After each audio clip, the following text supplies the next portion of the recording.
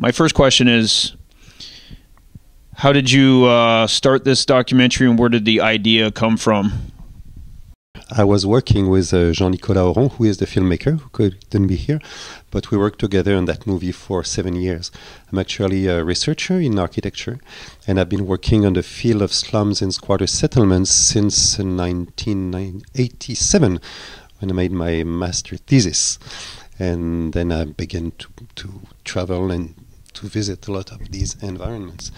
And I became interested in the squatter settlements the moment I realized that when you look at the plan of a slum or a squatter settlement, it presents a lot of analogies with the plan of the traditional villages of the area. So you could imagine or make the hypothesis that through decades of industrialization and modernism and Western urbanization, some very old knowledge about the way to make cities and to make village and to live together in a built environment have maintained their importance for these people. So when they travel into the city, they carry that implicit knowledge that is very specific and very singular to a culture and a collectivity, which means that you can almost identify from the plan of a slum the area it is located in, not only the country but almost the province. And it is as singular as a signature or as a fingerprint. And this was a complete change because since centuries, even Descartes mentioned that the plan of traditional village looked like organized by randomness and chance rather than by rational thinking.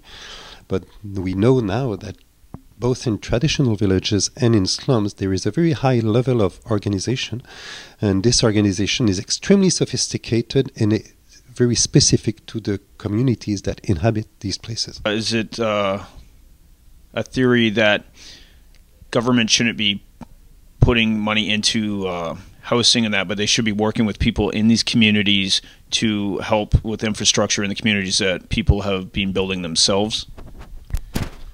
Well, the first and main important things about these communities is that there is no general rule that apply on the whole world, because they come from cultures and traditions and ways of living together that are extremely different.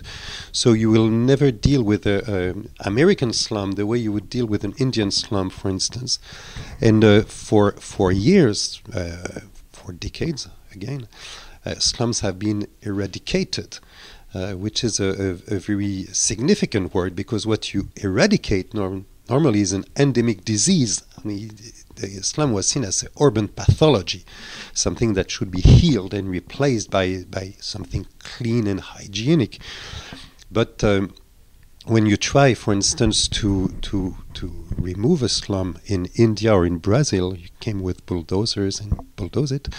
The day after, it begins to be rebuilt on the other side of the streets. And facing this problem, as soon as in the 70s, some countries such as India passed some laws forbidding to destroy a slum unless the people in the area have accepted their relocation conditions.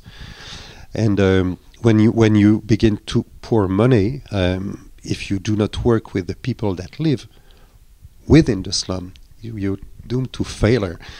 Because they know how they live together. These environments have been evolving for a long time.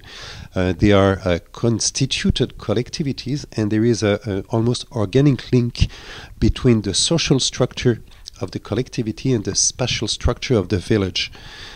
Like for any city, you can almost read the patterns of power and authority and administration on the plan of the slum. So you definitely have to work with them and not against or not despite of them. In the film, as you said, you guys were working on for several years.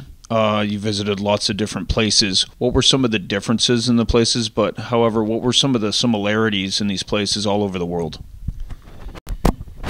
The slums are as different from each other as the city can be.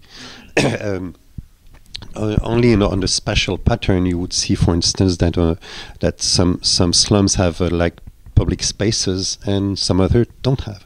Like in India, for instance, the collective life happens in the alleys, in the streets. Those there is no large space or very few. As for in slums like in Mexico or in Brazil, you will find some open space where people would gather and speak. The very conditions in which the slums are built determine to a large extent not only their structure but the way they evolve. And when I refer here to political or socio-economic conditions. Most slums, if you leave them to themselves, if you give them security of tenure, which is the basic conditions for a slum to evolve, in the lapse of time, which is about 20 to 40 years, they evolve to give rise to a consolidated urban neighborhood, because every slum wants to become a city. That's its unconscious ambition. And but for that, it has to be autonomous and has to be sure not to be thrown out. And one of the worst cases we've seen is in Kenya, close to Nairobi. There are two big slums. One is called Kibera, and the other one is called Mathare Valley. And these slums, they never evolve, and they are the conditions are very harsh. And one of the reasons for that is that these are slums of tenants. Though the people are poor, they did not build their house, they rent the houses. And the houses are rented not to people from inside the slums, but from owners or landlords that are outside of the slums, and most of them are government officials. And these two slums are considered as one of the best real estate affair in all of Africa, because you build something, in 9 months you begin to gather money and to make money from it. So since these people are not owners, they do not respect their house, and they are in the slum is built on a layer of garbage that almost 1 meter thick now. And though when you go to other slums like in Mumbai or Bangalore, when we've been, when people own their house, they are very proud of it, and it shows. And in Bangalore, for instance, you will see that in the movie. Every morning, the women clean the house completely, clean the clothes completely. These people are incredibly clean. They have these beautiful dress and clothes with bright colors. There is no a single spot on it. And you're in a slum. They're maybe cleaner than a regular Western high school teenager, for instance. And when the house is completely clean, then they take some piece of colored chalk and they built a motif in the front of the house. This motif is called kolam, and kolam means welcome. Now the house is clean, you can enter. I'm proud to show it to you. That would never happen in something like Kibera, for instance. I was wondering, you've been working on the subject for decades and then doing the film. How has your ideology changed from your initial work and perceptions to, say, now? I had more like ideas and hypotheses about that, but I've been educated as an architect, so I was pretty convinced that most of these ideas would be confirmed by the research. I was open to change my mind, obviously, but when I came first in the slums, I tried not to have any predefined frame of thinking. I came almost as a wanderer. I came with no prior preparation, no frame of analysis, no question. I just enter and begin to wander and to walk into the slum and to speak with people, and mainly to speak with people, which is the most important thing, because usually when you think about a slum, you not necessarily think about the people that live in it, except maybe as like criminals or people that are sick or poor. They have reason to be poor, and gangs and all that. But I found very lively and human human-oriented communities and people willing to help each other and very welcoming people. And then when I began to enter the houses, I could see how the house was important. How even the symbols of the house were as important as the house themselves. One could think that in the slum, the poorest house would be miserable shacks, just something to protect you basically from the elements, from the rain and the sun or so on. But not only does these houses do not protect from the element, they are too thin, but there are a lot of symbols that make them house. Among these symbols, for instance, in Rio de Janeiro, there is this very known slum, now almost gentrified, which is called La Rocinha. And in front of the house, you see a number, like in any address in any street, and you see an electric bulb. And there is no electricity in the electric bulb, and the number is completely random. It does not correspond to the others.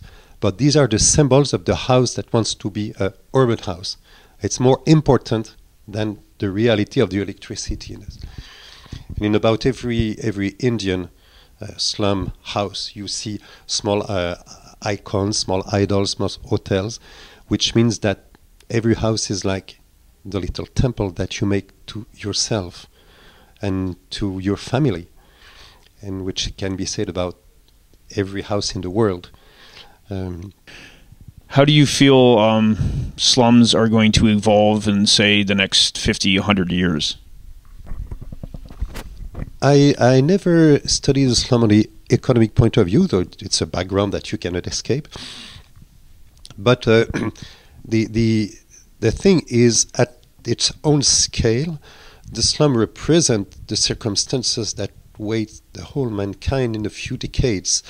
Like, we have to learn to live together in a space that is finite, it's not infinite anymore, and with resources that are finite. And we have to learn that. And I refer to the slum as a machine for living together with as little space as possible and with as few resources as possible. And for this reason, each of the slum has its own importance, because it represents one of the multiple solutions that mankind has found to try to answer that problem. And this is what I refer to in the movie as the urban ethnodiversity. We have to survey all these slums in order to survey all these small machines for living together and try maybe to find some elements of answer or solutions for what awaits us in the next decades.